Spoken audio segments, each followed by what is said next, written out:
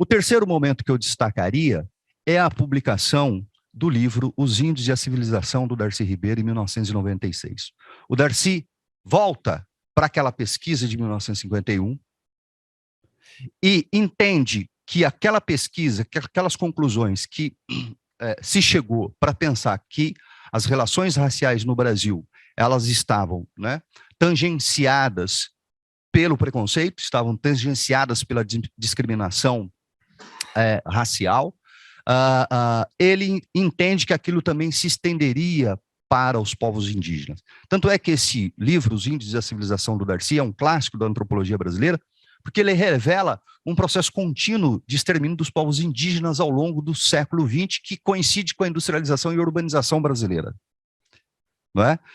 E o livro, Os Índios e a Civilização, o Darcy também conclui que ali havia uma espécie de genocídio do índio no Brasil, né? Ou de uma assimilação e destruição cultural em função do avanço da urbanização em direção ao oeste paulista. E olha que interessante, porque ele vai dizer que esse avanço se dá, sobretudo, em alguns estados que hoje é o coração do agronegócio. Goiás, né? Minas, Goiás, Mato Grosso. O livro do Darcy revela que, ao longo dos anos entre 1950 e 1960, que é o período de recorte da pesquisa dele, há um avanço em direção ao oeste brasileiro e, portanto, o brutal processo de extermínio de populações indígenas se dá exatamente onde hoje está o coração do agronegócio. E a quarta questão a ser destacada é, evidentemente, o Atlas sobre a violência no Brasil, que saiu em 2017. E nesse Atlas da violência no Brasil, revela dados que parecem se repetir aqueles que Abdias em 78, ou Guerreiro Ramos, Roger Bastide em 51, 52, diziam. O Atlas da Violência de 2017 diz que, de cada 100 jovens negros que são assassinados no Brasil, 77 são negros. E desses 77, 71 não têm um ensino fundamental completo. Portanto, aquela agenda dos intelectuais negros e não negros engajados numa interpretação crítica das relações raciais no Brasil, ela não ainda se realizou, que passava, evidentemente, pela educação. Tá certo? Então, o dado é alarmante. De 77 são negros, e desses 77%, 71 não concluiu o ensino fundamental. Tá certo?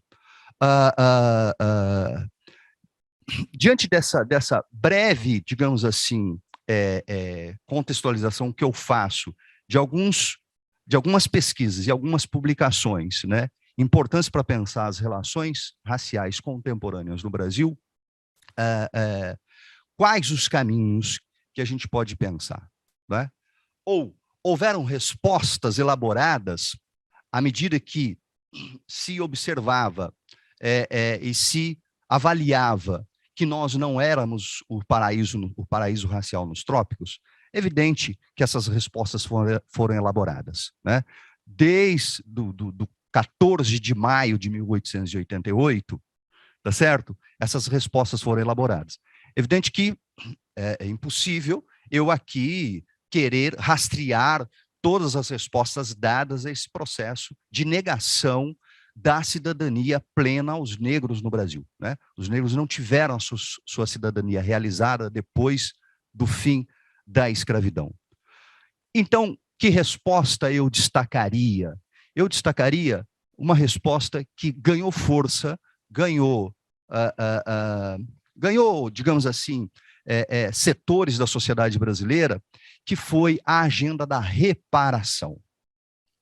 Que, inclusive, não é evidentemente uma agenda forjada, elaborada no seio dessa intelectualidade e desse movimento negro dos anos 80 e 90, mas que vai, pela primeira vez na história, digamos assim, do Brasil republicano, que o movimento e a intelectualidade negra conseguem aliados importantes nessa luta contra o racismo brasileiro. Que aliado foram esses? Os brancos progressistas. Vocês podem chamar de esquerda? Não sei. Tá certo? É a primeira vez na história do Brasil República, porque até os anos 80, a intelectualidade negra, com experiência pontual aqui e acolá, como o caso do Guerreiro, Ramos e do Abdias, na relação deles com o Roger, Bastide, com a população negra, seus intelectuais, seus ativistas, lutaram sós. Havia uma espécie de surdez, né, e cegueira proposital em relação a querer ouvir sobre racismo no Brasil. Não é à toa que o Guerreiro Ramos, uma daquelas pessoas que participa lá nos anos 50 daquele debate sobre se havia ou não racismo no Brasil, é considerado o pai do conceito da branquitude no Brasil. O Guerreiro Ramos, na década de 50, ele vai dizer assim: há uma espécie de patologia social do branco brasileiro, que não quer ver aquilo que está evidenciado na vida brasileira. Ele chamou isso de patologia social, que essa tese, evidentemente, ela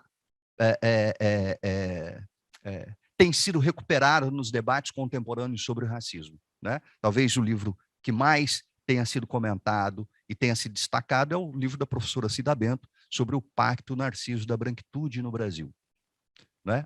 Ela diz, claro que não há, digamos assim, um plano conspiratório de que os brancos acordam às 5 horas da manhã e vamos elaborar aqui um plano de como bloquear a entrada da população negra. Ela não está dizendo isso. Está dizendo que esse é um pacto que está na própria cultura, né? Que alguns vão chamar de racismo estrutural. Ele é difuso, silencioso, mas ativo, tá certo?